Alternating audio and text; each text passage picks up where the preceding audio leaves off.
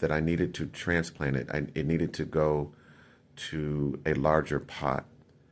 And I did make a couple phone calls to get some advice. But I bought me a really nice pot. I love the color of it. And I also bought me some, and I am not a paid sponsor of Miracle Grow, but I guess in one hands, like this article I'm reading, is cultivating. I wanted to give it the best chance for it to adjust to its new pot.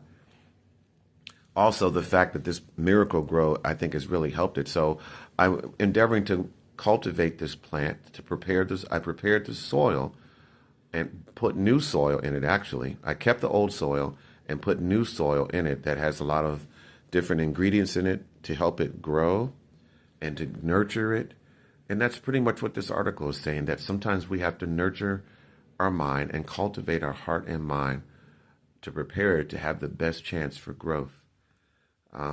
I can clearly say that I don't wear the same size shoes as I did probably when I was 12 years old. I outgrew that, and I needed to have new shoes. I just think if my parents said, well, you're just going to stay with the same size, and that would probably deform my foot in some way, and I would have problems.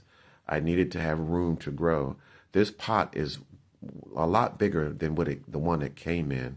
And it might have been starting to get cramped. I thought to myself, wow, I need a bigger pot. There was just one that came with it at a store. So this is allowing it to flourish. It's growing. And it was growing in this other pot, but I think it was getting cramped. Just like you can't go back and wear a shoe that you wore when you were younger, unless you had the same shoe size. But we grow. We grow.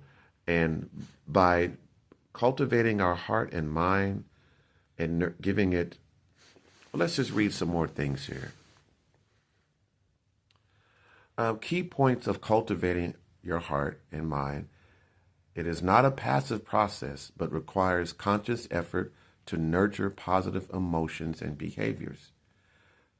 Addressing negativity. This can involve identifying and working through negative emotions like bitterness, unforgiveness, or selfishness that might hinder healthy growth. In many contexts, cultivating the heart is linked to spiritual development, where one seeks to align the inner self with the higher values of divine principles.